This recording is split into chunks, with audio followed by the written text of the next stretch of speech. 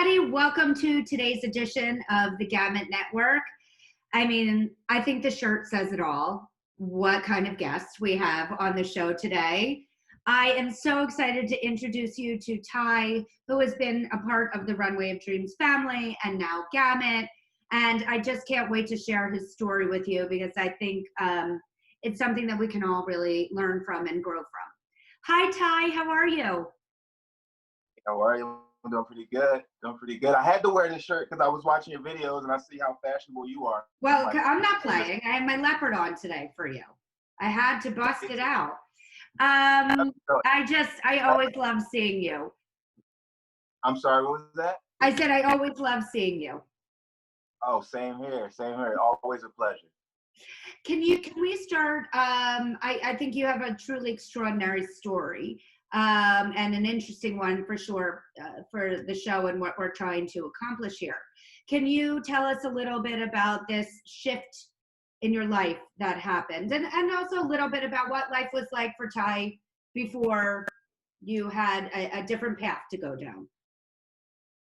Yeah, and it's funny that you laid the question out like that because I kind of view life now kind of BA and AA before accident. I love that. I guess, and it's funny because I think about that kind of stuff. Like when somebody asks you, like, who are you? Like, what kind of person you are? And it's like before this, it's like I kind of, it was tough kind of answering that question. I mean, factually, I was an accountant. Brother, son, husband, all that good stuff. Co-worker, friend. But kind of just, doing what we do as human beings, paying the bills, going to work.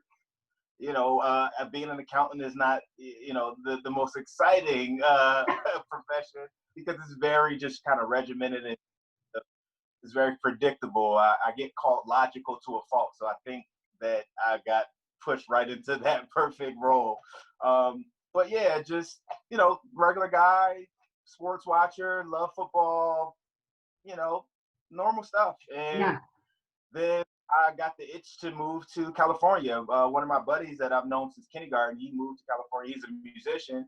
And I just always kind of wanted to go and just kind of check it out. And I ended up, when I visited him, we ended up visiting 3 times in that year. And on the 3rd time, he's like, dude, you might, it seems like you like it. You might want to move on out here. So I moved out. And my mom was a little reluctant, and everybody's literally, my cousin literally, he's like, "Oh, you crazy moving all the way over there?" And I'm just not listening to anybody, kind of doing my thing, which I feel like you should always just follow your passion, whatever's calling you. It's calling you for a reason, and I think you owe it to yourself to explore that. I did that, was enjoying my environment, and also I ride motorcycles. So I didn't have a motorcycle in Philly. I'm from Philadelphia, East Coast originally. I'm from Philly too. I'm from the suburbs. Yes. Okay, I knew we had this vibe. Of course, brotherly love, my friend. Brotherly love, brotherly sisterly. Yeah, I went to Roman Catholic, right on Broadvine, right in Center City. But yeah, just live my life in Philly. Got tired of the winters, and I'm just like, oh, why not? Family members are a little reluctant. Got over here, and in 12 months' time, I purchased a motorcycle, and I went out with my buddies on a night ride because I was also working in Vegas. I'm an accountant, so you kind of work wherever. So I was working in Vegas. I had the motorcycle, but I couldn't ride with my buddies in LA. So I would get all these texts. I'm on the group chats, and they're just looking like they're having so much fun. Anywho, I'm off of the Las Vegas client. I come home, and I get the text, hey, we're going for a night ride. Get super excited, get geared up. We go out, we have an amazing time, riding for 4 or 5 hours, doing some sketchy stuff that, you probably should just be riding a little safer. And we were just having fun. But that's not where the issue came. The issue came when I was 15 minutes from home, literally on the expressway, waving goodbye to my buddies. And I get off the expressway and I look around and I'm like no traffic. Like as a, I think as a motorist, definitely as a motorcycle rider, you're always kind of keeping your head on the swivel. And I noticed, I'm like, it's no traffic. That's weird for LA at any time. It was 1 a.m. I'm like, that's still like, where's everybody at? Yeah. And I'm literally 15 minutes I'm coming up to a red light. So I start to slow down. The red light turns green. So I roll the throttle and roll through it. And the guy's trying to beat the yellow / run the red. It was like a movie, like when the train's coming and you just see that light coming. But I didn't even have time to look and see what was about to hit me. It went like that. And I woke up in an ambulance and I'm looking at the EMTs and I'm like in shock because I didn't feel any pain. I felt like I felt regular. I was like, what just happened? Like it went like that. Like it was like movie type, like Right. boom. The EMTs, they didn't answer me at first. They kind of looked at each other with this kind of sad face. And I'm like, hey, like, what just happened? What's going on? Why am I in an ambulance? And they were like, your leg is mangled. And I passed out. I woke up in the ICU surrounded by surgeons. And that's a sight too, to wake up surrounded by people in masks and stethoscopes and like on top of you. I'm just like, this is nuts. But that was the beginning 5 years ago. Like that was how I was thrusted into this thing. And you were 30, right? I just want to level set it for the audience. You were 30 when this happened. Newly to California, living life, everything is going well, and just like that, your life changed. Literally just like that. New job, and even how I got the job. My last visit to Cali, I did an interview, and then 2 weeks later, I get a call in Philly, and it just was, everything was kind of falling into place. And then this literally came out of nowhere.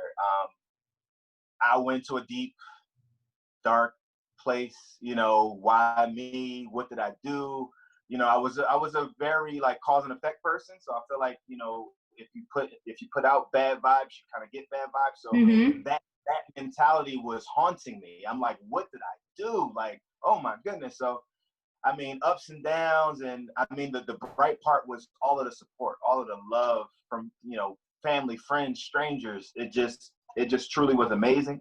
And kids, to circle back to kids being very surprising and resilient. I was most fearful of the response that children would have when they saw me and my leg. And they have been surprisingly uplifting. They look at my differently abledness and they think my leg is my prosthetic limb is cool. They think I'm like a robot, cyborg, superhero type guy. It just they warm my heart. Kids, they really warm my heart. They don't treat you differently because they haven't been taught the biases that we get taught either directly or indirectly. Just growing up in society. Yeah. So let me just ask you, just so everybody knows, you lost the lower part of is it from your knee down, the part of your leg that you lost? Actually, above the knee. It's above the knee. Okay. I'm on a motorcycle and, I got my legs up. I wish I can kind of show you. But yeah, I guess, excuse the. There we go. Okay, so perfect. I'm riding my motorcycle and the car came and just hit me right in this area actually. Yeah. So actually my knee was okay and my ankle was okay, but completely shattered. Everything in between. Everything in between was completely shattered. And I mention that because when they're doing an amputation, doctors are trying to figure out, can we go above or below the joint? That's like the major thing. And of course, if it's below the knee, you'll still have your knee, you'll still have your gait, the way you walk. Yeah. You still have a lot more functionality. Above the knee is very different. So they were trying to save it, but my doctor said he needs 6 inches of viable tissue, ligaments, bone, and he was like, we're just coming up short. He said, I'm gonna do everything I can. And when I woke up, he said, I did my best.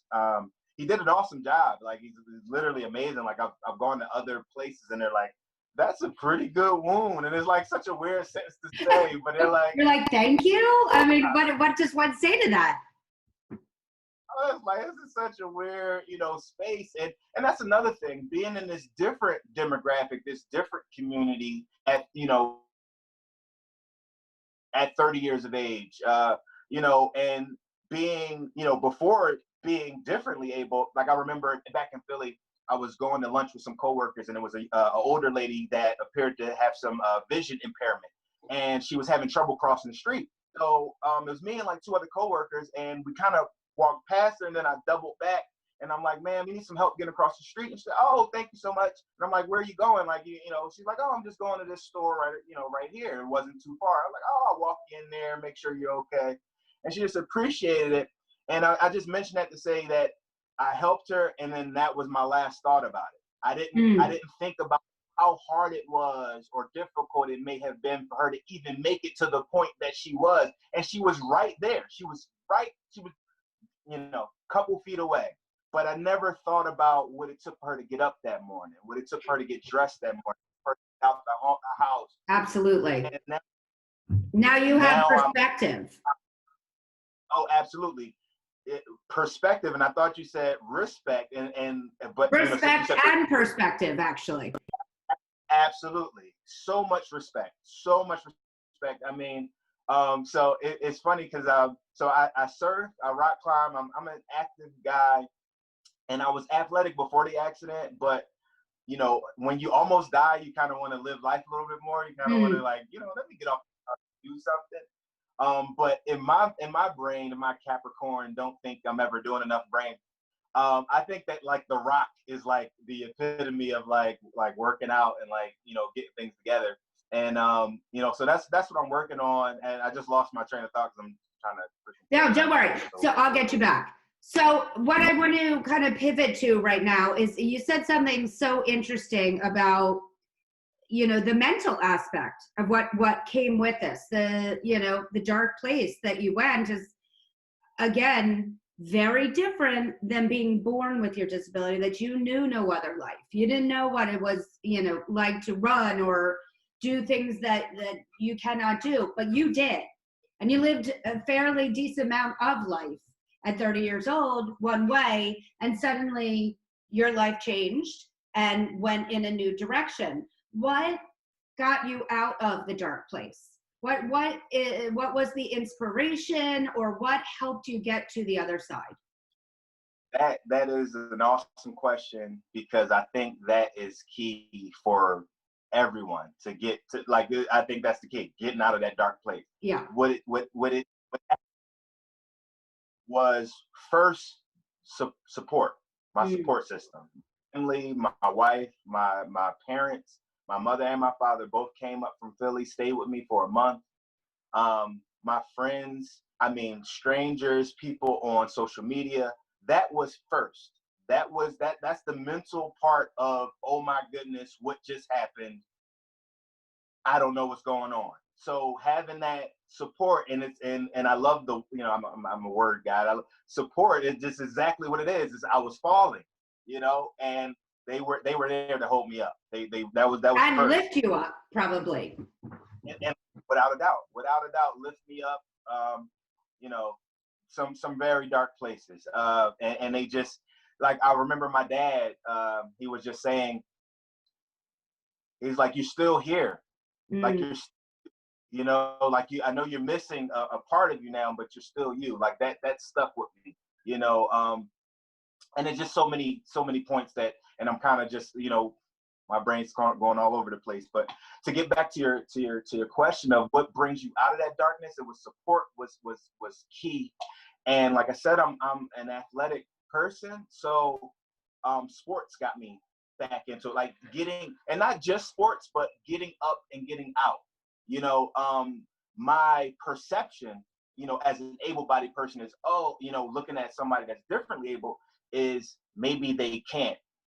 I've been that perception has been shattered by all the amazing people I've met that are differently able, doing things that I can't even fathom. But I used to think, they can't. And it's getting up and doing is what helped me. Be it just like rock climbing, like I tried that, and I didn't really take to it at first. But just being active. But what got me, what is my thing, like what is, dare I say, my passion, is surfing. Surfing, it is so therapeutic. For anybody, be able or differently able, everybody I think needs to get in the water. And what it does for me is So I have this prosthetic leg, and my walk is not the smoothest these days. And when I'm in the water, you're smooth. You're gliding. You're good to go. I know folks that use wheelchairs that say the same thing. It's one young lady said she feels like she's flying. She uses a wheelchair. It's that it's that weightlessness. It's that not feeling encumbered by your assistive devices. Like, as you can see, I'm getting excited just talking I love about, it. because that's what surfing does for me. I love what I'm doing with Gamut and what I've done with Runway of Dreams. That I love that. I love being an example for folks to, kind of think outside the box. But when you're, talking specifically of what brought me up out of the darkness and the depression and the uncertainty and the anxiety, it was finding something that I could do, that I like to do, and that I could kind of do pretty good. I think that we need to find those things, Yeah. because you're in a situation where, oh, I'm able-bodied and I'm, going through life and everything's okay, and then you get hit with this life shift. You have to find something else that can put you in some kind of normalcy, so you can kind of feel like your old self, and maybe not your old self, but maybe your new self. Like, that's another Right. thing. I knew me. That was another thing, acceptance. So, those are just a few things. And like I said, I love that question, because I know the spaces that I was in, and I can't imagine people without support. And just a quick story about somebody without support. I was maybe a year into this thing, and I was going to my prosthetist, the guy that makes my leg, and I'm walking in, and it's a guy walking out with the same injury as me, above Mm. the knee, and he sees me with my wife, and he's like, "Oh, can I, chit chat with you for a second? Because it's not too many of us guys with one leg, so let's be friends."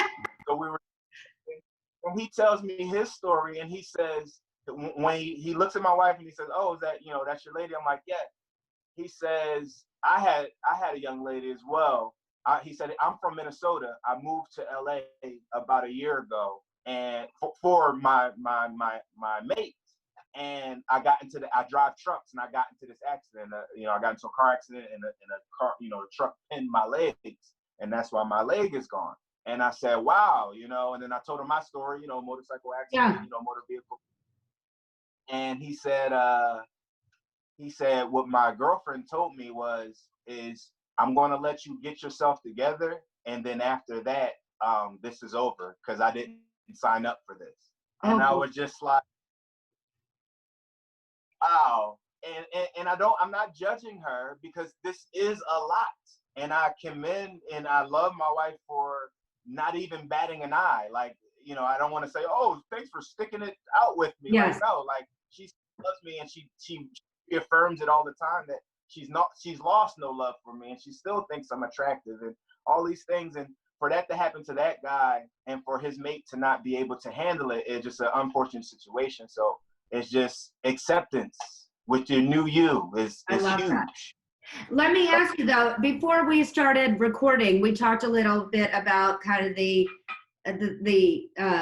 BA before accident and AA after accident ties, right? Each one was a. What would you say is the best part of the after accident tie? The after accident tie, I put on a big smile, because I've had so many frowns with the after accident tie. I love that my perspective has changed. Mm. I love that um, it has been broadened. I love the people that I've met after this situation. I love seeing the strength in the differently able community. I love being welcomed within the differently able community. I love the fact that I can look at a situation and maybe think of how that person's dealing with it. And it's not that I was, so rigid before, but it's just my mind wasn't expanded. I was Yes, kind of just I agree with able by that. that. I just didn't know that other people were going through things. I would see it, but I didn't know about it. It just was like, Yes, "Oh, that's there." And yes, it's like, now so I just beautiful. that's what I love. And then just, just a funny little side note, my threshold of pain is freaking up here. Like I up my toe the other day, and my buddy's like, you just bumped into that. I'm like, yeah, well, who knows? Like, so, I love that. All right. That helps too. Ty, if people want to connect with you after the interview, if they have more questions for you or just want to get to know you, what's the best way to connect with you?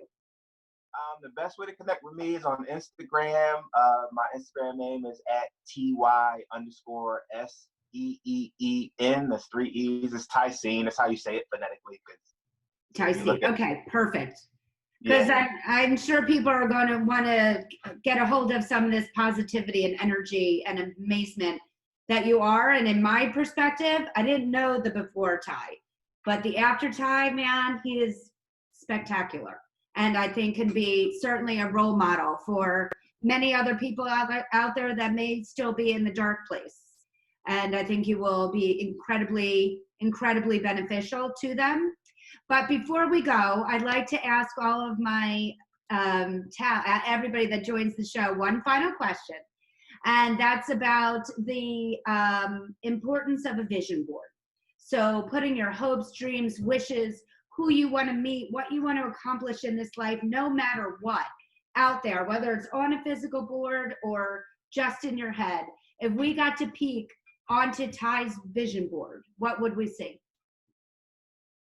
If we got to peek onto my vision board, you would see several trophies and medals, probably pertaining to surfing and rock climbing. So I wear this band all the time. You probably can't see it, but what it says is life rolls on. So this was the first organization that I went surfing with. My wife found this organization for me, and the CEO is Jesse Billauer, and he was going to be a professional surfer. And he unfortunately had a surfing accident and is paralyzed. He still had that love for surfing. And all of his buddies were surfers. He's still a surfer. So they got him back out in the water. That was 15 years ago. He then went from getting himself back out in the water to now he has this Life Goes On organization that gets thousands and thousands of differently able people out in the water. And he did 3 years ago. And what he said on this video is he said, I want to see Ty in a video later saying that he is a adaptive surfing champion, and that is just on that's the board that's the quote on my vision board. Like, I want to see surfing, adaptive surfing champion. So I not only want to do that, but I want to win every competition I've heard of. There's ones in the US, ones in all over the place. So I want to win every adaptive surfing competition that I've even laid eyes on. So yeah, that's the thing. And I just want to show people that, when things happen, it's not the end of the world. I really thought that was the end of the world. I didn't know what I'd be able to do. And who knew that I'd be linking up with you, with Gamut on the runway as a model, surfing with one leg. Like, that still drops people's jaws and, have their eyes bug out. So it's like, I'm having fun with surprising people on, what community can do. So beautiful. Well, we can't wait to watch you win all those medals, win every competition, and we'll be right there supporting you and cheering you on. Ty, thank you so much for joining us today. You are really, you light up the room. Thank you so much. If you would like to be on the Gamut Network, please email us at talent@gamutmanagement.com to tell us why you'd be a great guest. Please don't forget to subscribe to our YouTube channel at the Gamut Network, as well as follow us on our social channels of Gamut Management. Thank you, Ty. Thank you. Have a good one. Bye.